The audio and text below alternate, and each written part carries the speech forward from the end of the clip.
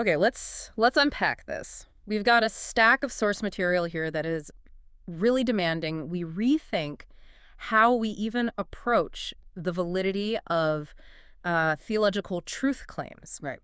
Today, we are not just analyzing articles, we're doing what the sources themselves call a fundamental shift the frame. It's a big one. And for you, the listener, the framework you're probably used to, I mean, it's the one that just dominates social media, dinner table arguments, everything, is that exhausting loop of the believer versus non-believer frame. Mm-hmm. Our sources argue that this whole structure is built on a massive vulnerability on a false positive test. That's it, exactly. Our mission in this deep dive is to move entirely away from subjective conviction, personal faith, which the sources identify as the wrong measure, and toward a really hard assessment of its internal architecture. So not feelings, but blueprints. Precisely. We're looking at the structural integrity of the whole theological timeline, Genesis to Revelation, what they call the line. And that's critical, right?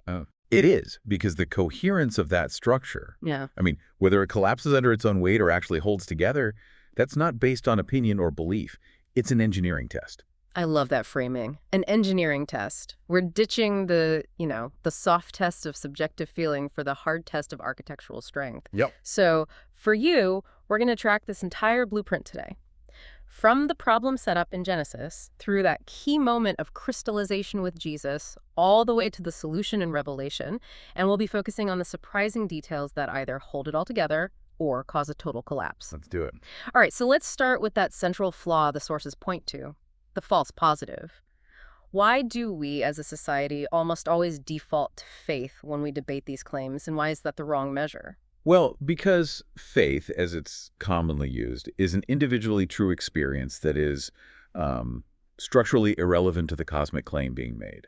The personal belief might be real, that feeling of change, it's undeniable to the person, but the test being applied is just. Yeah. It's insufficient for the scope of the claim. Insufficient. Completely. The source material uses a very sharp, almost darkly humorous example to make this point crystal clear. They talk about the collapsed line, where someone might testify, Jesus saved me from biscuits. Saved them from biscuits? From biscuits, exactly. The person's belief that they were saved from a personal struggle, like, compulsive eating, that might be totally real for them. Sure. But if they use that personal testimony, that feeling, as validation for the entire cosmic claim, the whole timeline from Genesis to Revelation, then the test is fundamentally wrong. It's a false positive. It tricks people into thinking they've validated the whole structure when they haven't validated anything beyond their own subjective experience. So the individual feeling, the false positive, becomes this massive distraction from the actual engineering problem the structure claims to solve. That's a great way to put it. It's like testing the structural integrity of a skyscraper by checking if the lobby carpet is clean. That separation is absolutely crucial. The actual test, according to these sources, is the structural integrity of the line itself. The foundational dilemma this whole timeline is built to solve is not optional. It exists whether you see it, feel it, or believe in it. It's just there, a structural necessity. And if you use that wrong measure, that faith test, the consequences are severe, but only for the individual, right? The source material is very pointed here. Well, very. It says when people experience that disillusionment, that intellectual collapse because their faith fails, they're collapsing their own line, not the core claim itself. That's the key shift. It is. It completely separates the validity of the overarching structural claim from the validity of personal experience. If your faith is based on an insufficient test, your structure fails. But the structural claim of the Genesis to Revelation line is still out there, waiting for its proper architectural test. Okay, so let's follow that blueprint. Let's do the hard test. The sources map out this trajectory in 3 specific acts. Genesis sets the problem, crystallization with Jesus, the give-take-sight moment, and then Revelation provides the solution. And the spine holding those 3 points together is the central problem that must be solved. The sources call it Christ's dilemma. This is defined by that ancient foundational concept, bruise head versus bruise heel. We can't just gloss over that. For anyone unfamiliar, what is the structural definition of bruise head versus bruise heel in this context? It's the ultimate zero-sum game of authority set up right at the beginning. The bruise head is the mortal, fatal damage. Bruise heel is painful but temporary. So structurally, the dilemma is this. If the truth claim is real, The central figure has to successfully reverse that initial challenge, that gunshot in Genesis, and prove authority resides with God, not man. And if he doesn't? The line collapses. The whole question hanging over the narrative is, can he appear with proven authority, or is he bluffing? That really puts the stakes into focus. Now, the source material lists specific conditions for immediate collapse. These aren't opinions, they're architectural failure points. Yes, and we need to pause on these because they are severe. First, and most obviously, if the claim that Christ can appear with this authority is a bluff, if he fails to produce the solution, the line collapses. Simple as that. The promise is broken. What's the second collapse condition? This is where that political element of authority comes in. Right. If the accusation that Jesus placed himself in this position, that he took authority by his own will, is true, the line collapses. Why? Why is that so critical? Because the entire structural challenge is about proving that authority isn't man-made. If man places the authority, then structurally authority is man. The original challenge stands, and the entire solution is nullified. So the solution has to come from a source that inherently transcends human placement. And the third condition is for the very end, in Revelation. Correct. The final failure point. If, at the climax, Christ and the opposing force, the beast, can't be structurally separated, if they both are shown to have the same type of authority, which is the authority of man, Then the line collapses. it collapses. It means the dilemma wasn't solved, it was just mirrored. And so, critically, this collapse doesn't happen because millions of people stop believing. The source says popular skepticism is a completely false test. A completely false guess. The collapse is intrinsic, it's an internal failure. The line must hold or collapse based purely on whether the solution can demonstrate the necessary authority to solve that initial problem from Genesis. Okay, let's rewind. Let's go to Genesis to really appreciate how this problem was set up. The sources describe the take from the tree of knowledge not as just a mistake, but as a gunshot. Once that challenge is launched, the chain reaction can't be stopped by human means. The core challenge is basically God is lying. And what's so fascinating here is the parallel deception. The serpent's statement, "You won't die," was a truth wrapped in a lie. How so? The source points out it was true in the sense that eating the apple didn't cause immediate physical death. But that was a false positive when you look at the larger context, which was about the tree of life. A false positive at the beginning. Exactly.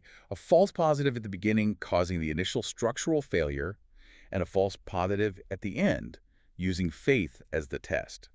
That causes individual failure. It just begs the question, was this incredibly precise, symmetrical architecture an accident, or was it a plan? So the sources claim the problem setup requires a solution that must be produced by the tree of life. What did God say man must take from it, and what mechanism did that create? This is the foundation of the whole thing. God says we must take from the tree of life, which yields the life and death cycle, what the source calls two things of the same thing. Okay, help us bridge that gap.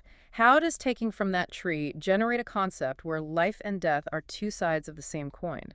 Because if you introduce the problem of knowledge, the gunshot, the only way to resolve it is to introduce a mechanism that proves God's authority remains absolute, even in the consequence. Linking life and death ensures existence itself now operates on a structural mechanism that man can't control or separate. You can't have one without the other. You can't. And that linkage guarantees God's word is proven true in the longest possible structural timeline. And this linkage produces the key, the structural mechanism that has to unlock Christ's dilemma. Yes. The mechanism is defined by this principle of symmetry. If it takes, it gives. If it gives, it takes.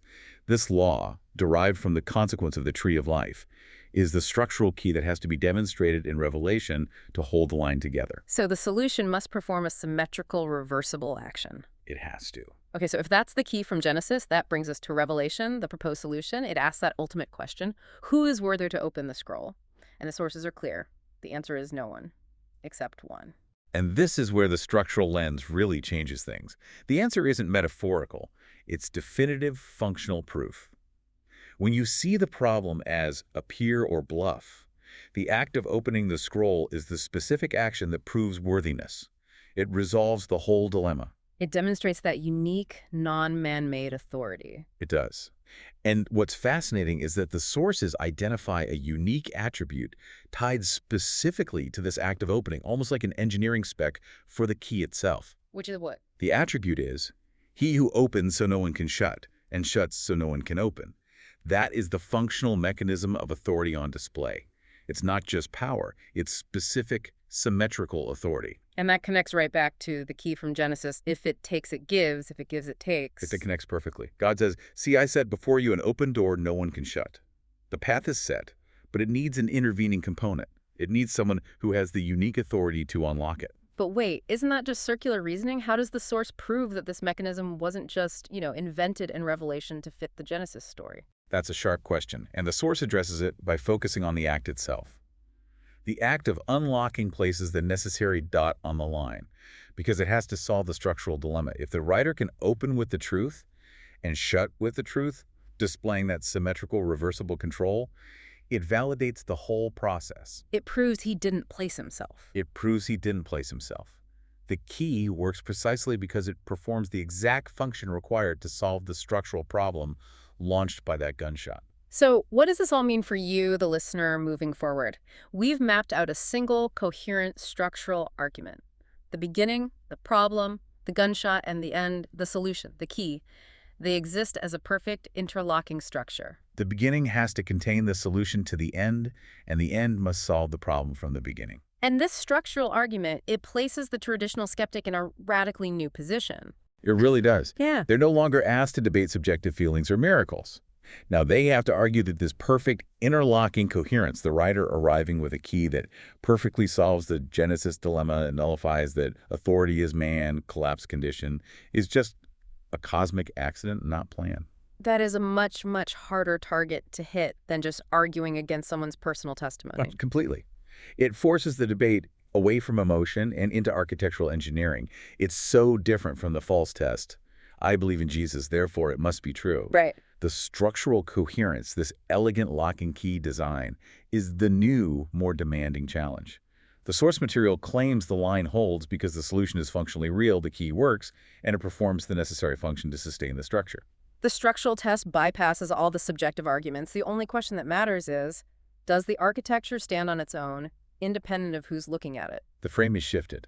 We've moved from the false test of faith to the real test, the demonstrable internal structural integrity of the line. As we wrap this deep dive, consider this final thought to mull over, and it comes straight from the source material. Given that the source identifies the false positive at the end, using faith as the measure, as a perfect mirror to the serpent's deception in the beginning. The false positive of the apple. Exactly. What specific structural implication does that precise symmetrical mirroring have on the ultimate foundational question, is God God? Something to ponder. Something to ponder as you reflect on the structural challenge. Until our next deep dive.